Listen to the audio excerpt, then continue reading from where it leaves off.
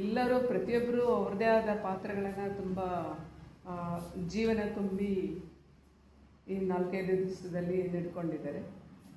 ನಾನು ಹೇಳ್ತಾಯಿದ್ದೆ ಶ್ರೀಕಾಂತ್ ಸರ್ ಒಟ್ಟಿಗೆ, ಅವ್ರಿಗೆ ರೆಸ್ಟೇ ಇಲ್ಲದಷ್ಟು ಶೆಡ್ಯೂಲ್ ಮಾಡ್ಕೊಬಿಟ್ಟಿದ್ದಾರಲ್ಲ ಅಂತ. ಅಲ್ಲಿಂದ ಪ್ರಯಾಣ ಮಾಡಿ ಬಂದಿದ್ದಾರೆ ಅಷ್ಟು ದೂರದಿಂದ, ಮತ್ತು ಇಲ್ಲೆಲ್ಲ ಆಹಾರ ಅದು ಇದು ಎಲ್ಲ ರೆಡಿ ಮಾಡ್ಕೊಂಡು ಫೀಲ್ಡಿಗೆ ಹೋಗಿ ಮತ್ತೆ ಇಲ್ಲಿ ಬಂದು ಕ್ಯಾಂಪ್ ಮಾಡಿಕೊಂಡು ಎಷ್ಟೊಂದು ಟೈಟ್ ವರ್ಕ್ ಆಗಿದೆ ಅವ್ರಿಗೆ. ಸ್ವಲ್ಪ 1 ಅವರ್ ಆದರೂ ರೆಸ್ಟ್ ಬೇಕಾಗಿತ್ತು ಅಂತೇಳಿ ಹೇಳ್ತಾ ಇದ್ದೆ ನಾನು. ನಿದ್ದೆ ಇಲ್ಲ ಯಾರಿಗೂ ಈಗ ಅಂತೇಳಿ.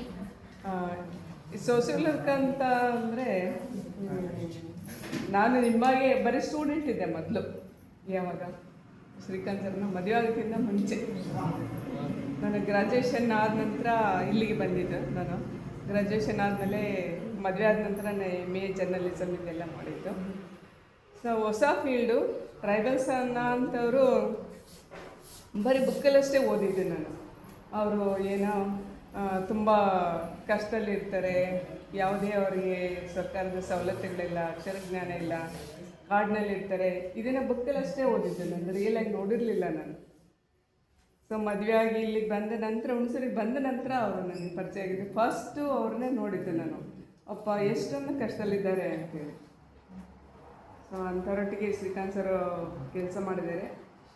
ನನ್ನ ಓದು ಮುಗಿದ ನಂತರ ನನ್ನ ಕುಟುಂಬದ ಮಕ್ಕಳ ಬೆಳವಣಿಗೆ ಒಂದು ಹಂತಕ್ಕೆ ಬಂದ ನಂತರ ನಾನು ಸರೊಟ್ಟಿಗೆ ಇಲ್ಲಿ ಕೆಲಸ ಮಾಡೋದಕ್ಕೆ ಶುರು ಮಾಡಿದೆ. ಒಂದು 20 ವರ್ಷದಿಂದ ಕೆಲಸ ಮಾಡ್ತಾಯಿದ್ದೀನಿ. ನನಗೆ ಕಂಡಂಗೆ ಇದೊಂದು ತುಂಬ ಒಳ್ಳೆಯ ಫೀಲ್ಡ್ ಅಂತ ಅನಿಸುತ್ತೆ ನನಗೆ. ಒಂದು ವ್ಯಕ್ತಿಯಾಗಿ ತಮ್ಮನ್ನು ತಾವು ತೊಡಗಿಸ್ಕೊಳ್ಳೋದಕ್ಕೆ, ಸಹಾಯ ಮಾಡೋದಕ್ಕೆ ಹಣನೂ ಬೇಕು, ಇಲ್ಲ ಅಂತಲ್ಲ. ಹಣ ಅದು ಬರುತ್ತೆ, ಕೆಲಸ ಮಾಡ್ತಾ ಮಾಡ್ತಾ ಬರುತ್ತೆ. ಆದರೆ ಒಂದು ಮಾನವೀಯತೆ, ಒಂದು ಸಮಾಜನ ತಿಳ್ಕೊಳ್ಳೋ ಅಂಥದ್ದು ಇರುತ್ತಲ್ಲ, ಅದನ್ನೆಲ್ಲದೂ ಕೂಡ ಇಲ್ಲಿ ಕಲಿಬಹುದು.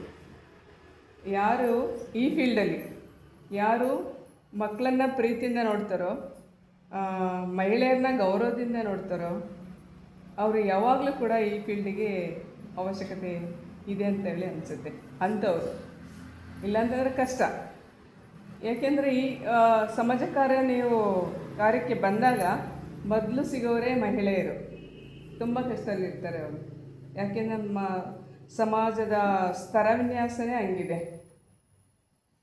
ನಿಮ್ಗೆ ಗೊತ್ತಿರ್ಬೋದು, ನಮ್ಮ ಅಜ್ಜಿ ತಾಯಿ ಎಲ್ಲರೂ ಹೇಗಿದ್ದರು ಅಂತೇಳಿ, ಮತ್ತು ಮುಂದೆ ನಮ್ಮ ಮಕ್ಕಳನ್ನ ನಾವು ಹೇಗೆ ಬೆಳೆಸಬೇಕು ಅನ್ನೋದನ್ನು ಕೂಡ ನಮ್ಮ ಒಂದು ಸಮಾಜ ಜ್ಞಾನನ ಪಡ್ಕೊಂಡ್ರೆ ಮಾತ್ರ ಗೊತ್ತಾಗುತ್ತೆ.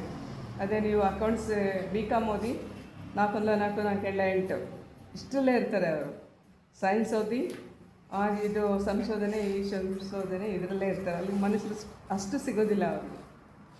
ಆದರೆ ಈ ಫೀಲ್ಡಲ್ಲಿ ಜನ ನೇರವಾಗಿ ಸಿಗ್ತಾರೆ. ನಿಮಗೆ ಎಲ್ಲದೂ ಗೊತ್ತಾಗುತ್ತೆ. ಇಲ್ಲಿ ಕಂಪ್ಲೀಟ್ ಗೊತ್ತಾಗುತ್ತೆ.